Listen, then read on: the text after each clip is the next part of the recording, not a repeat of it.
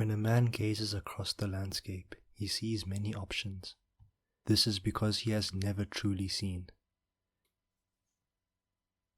What you have failed to understand is that for any of your plights, for all of your suffering, for each of your significant troubles, there is nowhere in this world you can go for help. At first glance, this may confuse you, for as you gaze into the world, you see a plethora of options, as far as the eye can see.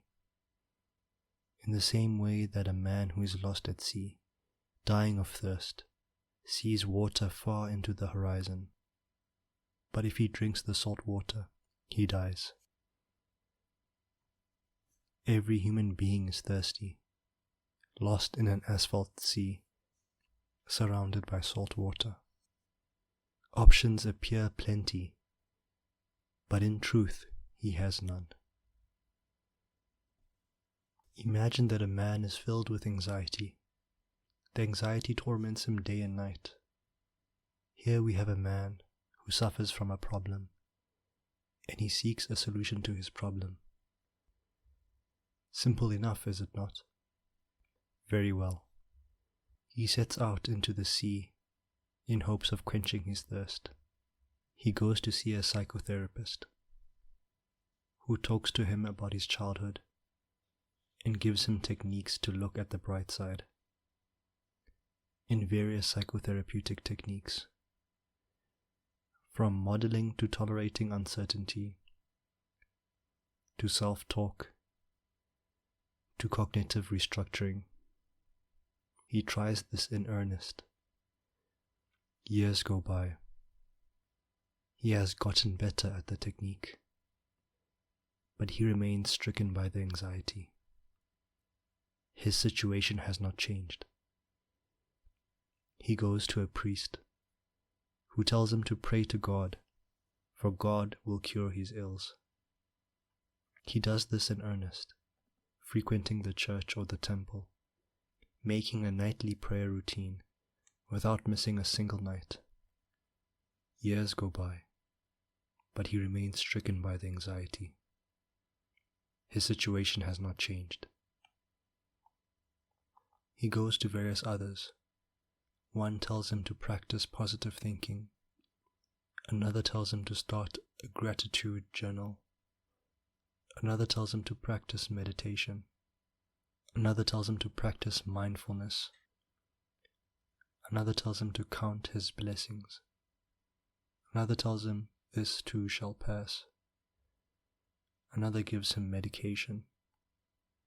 Another tells him to practice chunking his life into segments to manage them better. Another tells him to diet and exercise. Another tells him to download an app.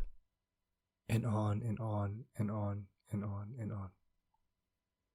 He takes about 20 or 30 or 50 years to try all these things, but he remains stricken by the anxiety.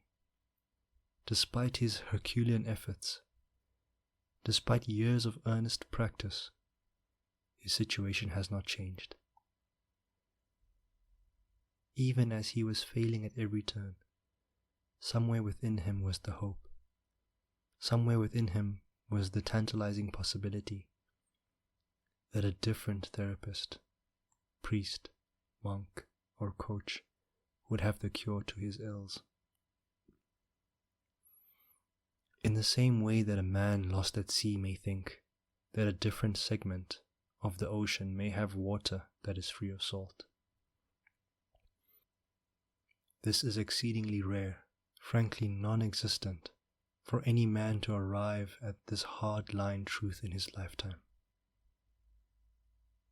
It simply does not happen. For like many truths, it is simply too frightening.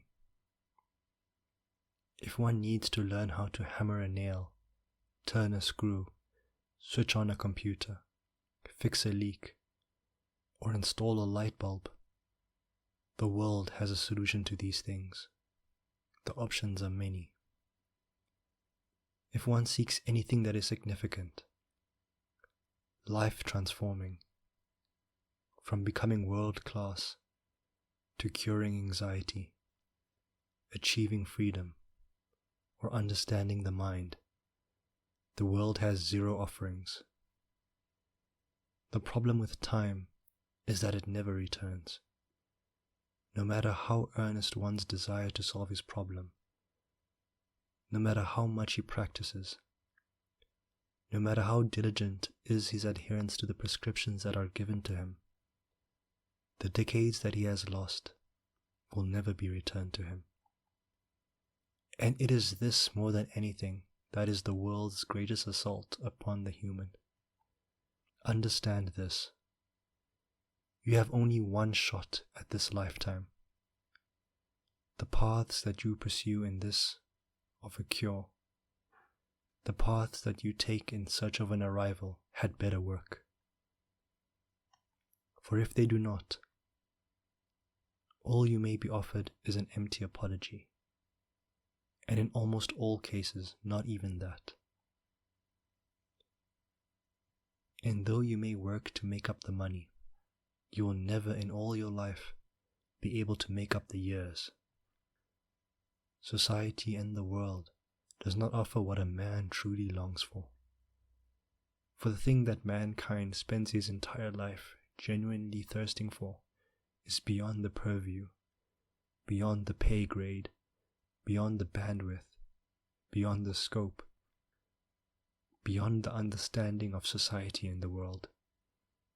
For the cures that you are seeking, for the elixirs that you pine for the thirst that brings you to your knees, where will you go?